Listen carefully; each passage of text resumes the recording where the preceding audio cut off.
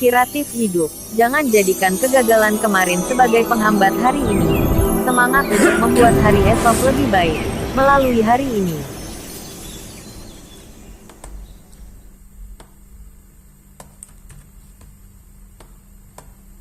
Episode 61. Menghancurkan keluarga Pangestu. Sean segera menelepon Paul. Unchle. Lama tidak jumpa. Ini aku. Sane. Bagaimana kabar Unchle? Sehat-sehat, kan? Sean menyapa Paul dengan menggunakan nama Inggrisnya, Sane. Saat bergaul di Amerika Serikat, Sean selalu menggunakan nama Inggrisnya. Paul sangat girang dan menjawab, "Oh, Sane, lama tidak mendengar suaramu. Tadi malam Unchle baru saja video call dengan kakekmu untuk melihat bunga melati baru miliknya." Kabar Unchle sangat baik. Sekarang Unchle sedang berlibur di Hawaii. Bagaimana kabarmu? Paul balas bertanya. Unchle dengar, kakekmu bilang kamu sudah menyelesaikan pelatihanmu sebagai menantu yang tinggal di rumah mertua dan sekarang kamu ingin menunjukkan keahlianmu di dunia bisnis. Benar, jawab Sean. Kali ini aku menghubungi Unchle memang untuk membicarakan masalah bisnis. Di Indonesia ada sebuah hotel bernama Hotel Harmony. Apa Unchle masih ingat? Saat itu, dengar-dengar Unchle memberi Singgi Pangestu masukan yang sangat penting sehingga dia bisa menjadi triliuner dalam waktu singkat. Oh, sepertinya Unchle ingat, kata Paul. Pangestu, itu nama keluarganya. Dia memiliki istri yang sangat cantik dan elegan sehingga sangat berkesan di ingatan Unchle. Unchle dengar akhir-akhir ini bisnis perhotelan miliknya sedang mengalami kesulitan. Dia sudah beberapa kali menghubungi Unchle untuk meminta bantuan. Apakah kamu ingin Unchle membantunya lagi? Sean segera menolak.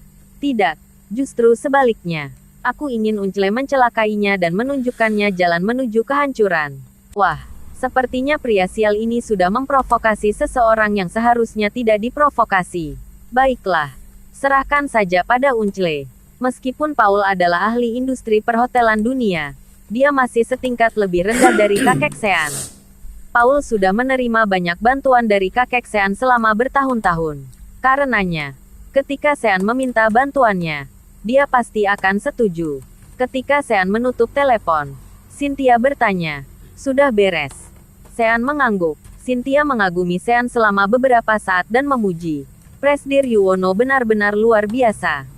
Hanya dengan satu panggilan telepon, sudah bisa membuat seluruh keluarga Pangestu kehilangan semuanya. Saya pikir akan terjadi pertempuran yang menggemparkan bumi antara Presdir Yuwono dengannya.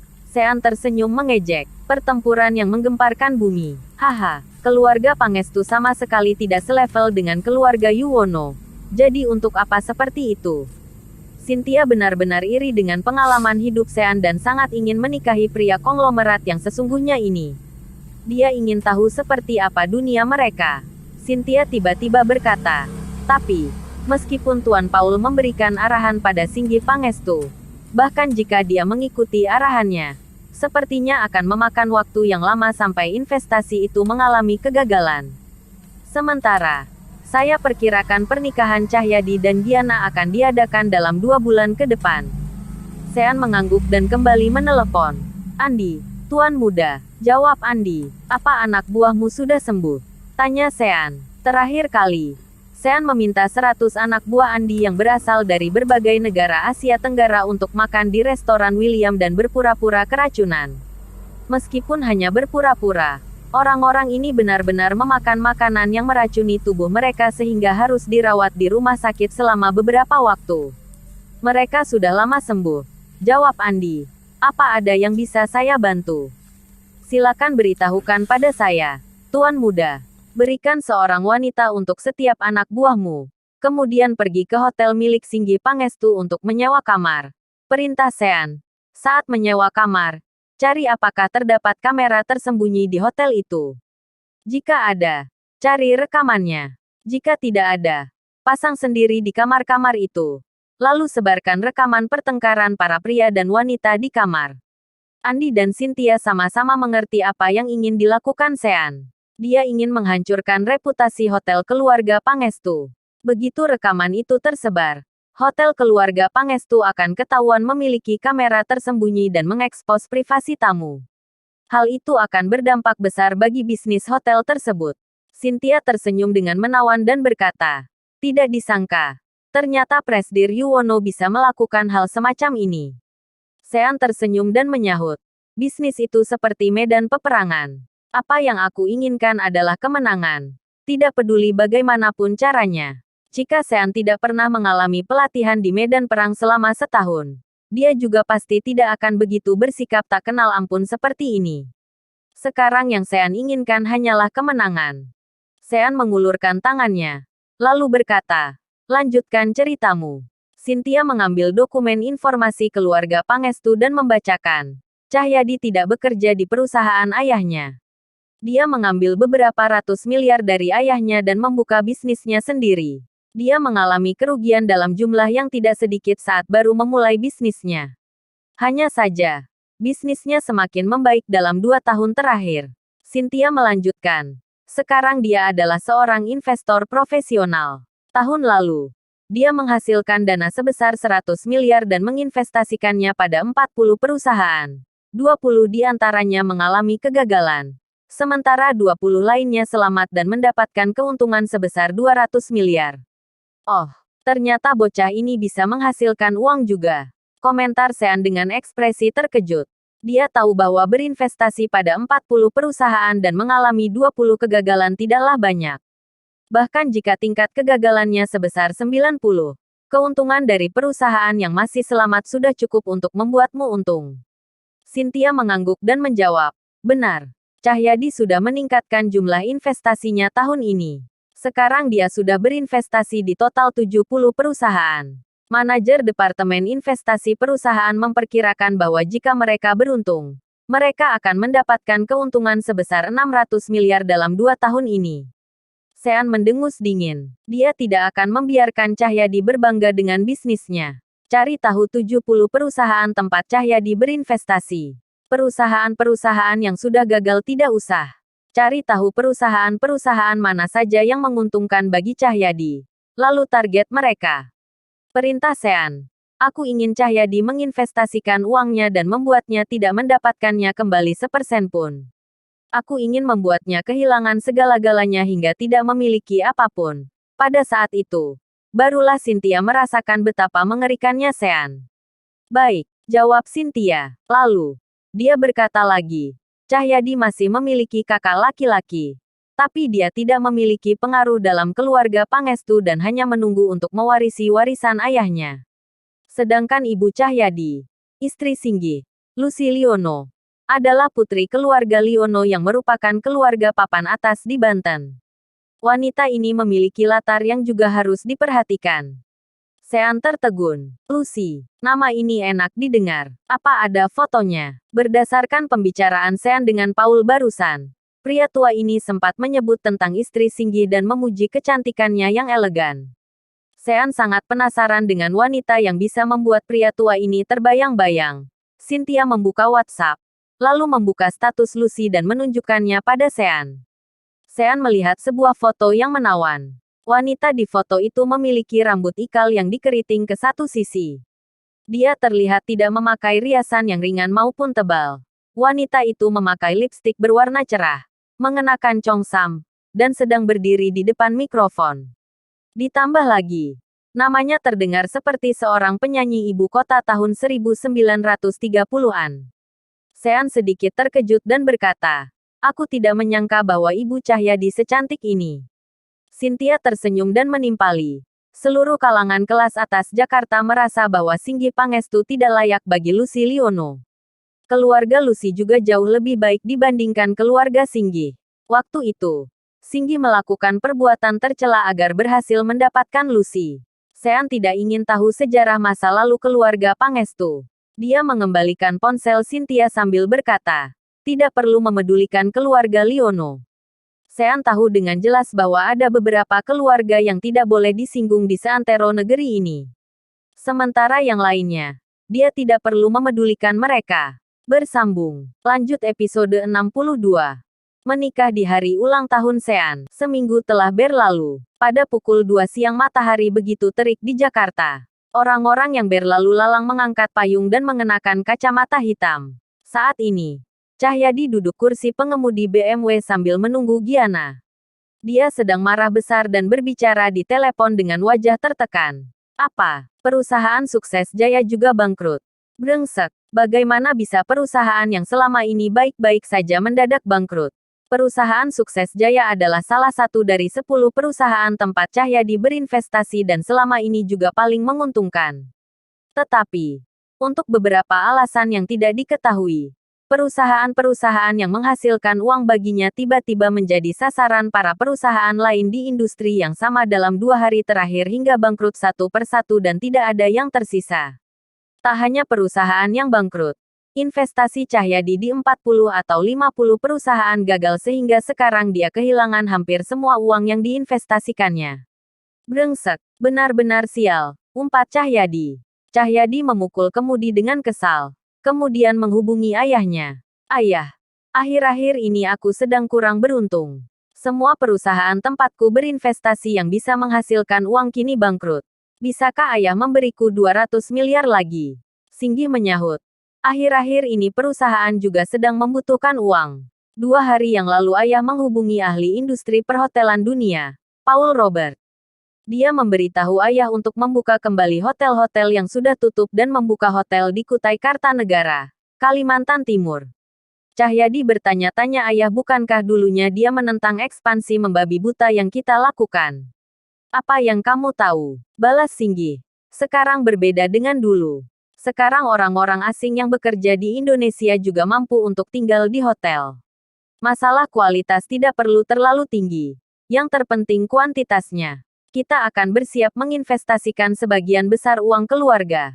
Cahyadi tercengang. Jika sebagian besar uang keluarga diinvestasikan, jumlahnya setidaknya sebesar 2 atau 4 triliun lebih. Cahyadi pun berpikir, jika investasi berhasil tidak ada masalah. Tetapi, jika gagal, bukankah keluarga Pangestu akan miskin dan kelaparan? Ayah, aku tidak setuju. Tolak Cahyadi. Semua telur tidak bisa dimasukkan ke satu keranjang saja. Bagaimana jika saran Paul Robert kali ini salah? Bukankah keluarga kita akan bangkrut? Apa yang kamu katakan juga masuk akal. Balas Cahyadi. Membagi dana investasi memang benar. Begini saja, ayah lihat pekerjaanmu dalam 1 tahun terakhir cukup baik. Ayah akan memberimu 1 triliun. Kamu pakai untuk berinvestasi saja. Dengan begini, meskipun investasi ayah gagal, masih ada kamu, kan? Terima kasih, ayah. Aku akan menggunakan uang 1 triliun ini untuk menghasilkan 10 triliun. Kata Cahyadi dengan semangat. Pada saat ini, Giana yang terlihat menawan masuk mobil lewat pintu penumpang bagian depan. Melihat ekspresi bersemangat Cahyadi membuatnya bertanya, apa yang membuatmu sesenang ini? Ayahku memberiku 1 triliun lagi. Jawab Cahyadi. Haha, Giana. Bagaimana rasanya menjadi Nyonya Cahyadi? Uang 1 triliun ini akan segera menjadi 10 triliun.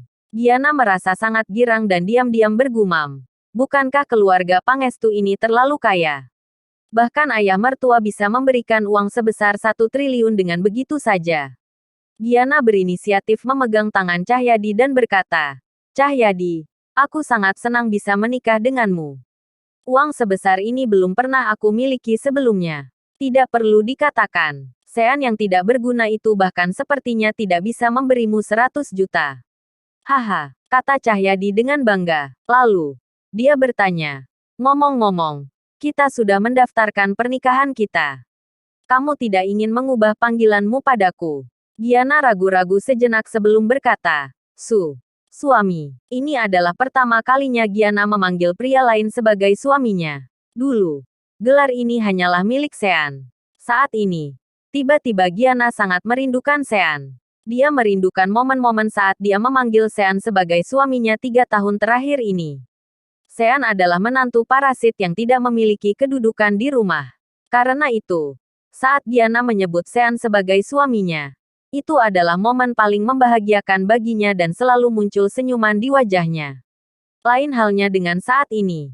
Giana sama sekali tidak tersenyum ketika memanggil Cahyadi sebagai suaminya. Bahkan ada perasaan sedih di hatinya. Giana diam-diam bergumam. Mungkin, inilah takdirku dan Sean. Giana menghela napas sejenak lalu kembali pada perannya sebagai istri Cahyadi. Dia berkata, suamiku, Antarkan aku ke grup Citra Abadi. Aku ingin memberikan undangan pernikahan kita pada Presdir Yuwono dan Wapresdir Cynthia secara langsung. Giana dan Cahyadi sudah menetapkan tanggal pernikahan mereka untuk diadakan seminggu ke depan. Tepatnya pada tanggal 12 Mei. Sekarang keluarga Wangsa bekerja sama dengan grup Citra Abadi dalam proyek Grand Giana dan Giana merupakan wakil direktur proyek ini. Jadi, Giana yang akan menikah tentu saja sudah dipastikan akan mengundang Presiden Direktur Grup Citra Abadi. Oke, kata Cahyadi. Oh, ya, apa kamu sudah mengundang Sean? Giana tiba-tiba merasa canggung. Dia mantan suamiku. Jadi untuk apa mengundangnya? Cahyadi tersenyum dan berkata, bukankah akan seru kalau mengundangnya? Apa masih ada undangan lebih? Berikan satu padaku. Aku akan mengundangnya. Cahyadi mengeluarkan undangan pernikahan tanpa nama dari tas Giana. Lalu mengambil pena dan menulis nama Sean. Dia juga menulis di bagian bawah. Jika kamu laki-laki, datanglah. Aku akan menunjukkan padamu apa yang disebut dengan pernikahan papan atas. Setelah selesai menulis, Cahyadi memasukkan undangan tadi kembali ke tas Giana. Giana tahu apa maksud Cahyadi. Cahyadi ingin membuat para tamu yang hadir melihat perbandingan antara dirinya dan Sean. Perbedaan mantan suami dengan suami yang sekarang bagaikan bumi dan langit. Oh ya, Giana tidurlah di rumahku malam ini, pinta Cahyadi. Aku sedang sangat kesal 2 hari belakangan ini. Perusahaan favoritku sudah gulung tikar. Bantu aku menghilangkan stres. Cahyadi memegang tangan Giana. Secara logika, keduanya sudah memiliki buku nikah sehingga Giana sudah bisa tinggal satu atap dengan Cahyadi. Namun, Giana berkata, nenek bilang kita tidak boleh tinggal bersama sebelum menikah. Tunggu sebentar lagi. Ya, lagi pula. Kita akan menikah dalam seminggu. Nenekmu benar-benar kuno. Hah, keluh Cahyadi yang sedikit kesal. Namun, dia berkata lagi, aku sudah mengenalmu selama ini dan baru sekali tidur denganmu. Tapi, aku masih lebih baik dibanding Sean si bocah itu. Sudah menikah denganmu selama 3 tahun. Tapi belum pernah sekalipun menidurimu. Haha, Giana menundukkan kepala dan berkata, sudah, tidak usah membicarakan dia. Menyetirlah saja. Laju mobil bertambah cepat hingga mencapai kecepatan 80 km per jam. Giana melihat pemandangan di luar jendela sambil membatin. Sean, jangan salahkan aku yang tidak membiarkanmu menyentuhku dalam 3 tahun terakhir. Sebenarnya aku juga menyukaimu. Tapi jika aku benar-benar menjadi wanitamu, sekarang Cahyadi tidak mungkin begitu mencintaiku seperti ini. Keluarga Pangestu juga tidak akan bersedia mengakuiku sebagai menantunya. Jika ada yang mau kamu salahkan, salahkan saja waktu yang membuat kita bertemu di saat yang tidak tepat. Batin Giana pada akhirnya. Lebih dari 20 menit kemudian, Giana tiba di gedung kantor grup Citra Abadi. Rambut panjang Giana terurai di bahunya. Dia mengenakan 2 anting persegi asimetris. Satu besar dan satunya lagi kecil. Dia mengenakan kemeja putih dan celana panjang high-waist hitam. Giana terlihat polos dan cantik, tapi juga memberikan kesan wanita dewasa yang sudah menikah. Tok, tok. Giana mengetuk pintu kantor Cynthia. Silakan masuk. Giana membuka pintu dan berjalan masuk. Sementara Cynthia segera bangkit dari tempat duduknya dan menyambut. Nyonya Cahyadi berpakaian sangat indah hari ini, kata Cynthia. Ketika Anda menikah dengan keluarga kaya, seluruh penampilan Anda menjadi jauh lebih berwibawa. Giana menyadari ironi yang tersembunyi di balik kata-kata Cynthia. Dia tersenyum tipis dan membalas. Terima kasih, Wapresdir Cynthia. Masih butuh 10 tahun agar saya bisa mengejar cara berpakaian dan penampilan Wapresdir Cynthia. Ngomong-ngomong, hari ini saya ingin mengantar undangan pernikahan untuk Anda dan Presdir Yuwono. Cynthia sedikit terkejut dan bertanya. Tanggal pernikahannya sudah ditentukan. Iya, jawab Giana. Minggu depan. Tanggal 12 Mei. Cynthia terhenyak di tempat dan berseru. Tanggal 12 Mei. Bukankah itu hari ulang tahun Sean? Bersambung. Terima kasih. Sudah mengikuti channel Wan dan Putra Orsia. Jangan lupa subscribe, like, and share. Tunggu episode selanjutnya. Salam silaturahim.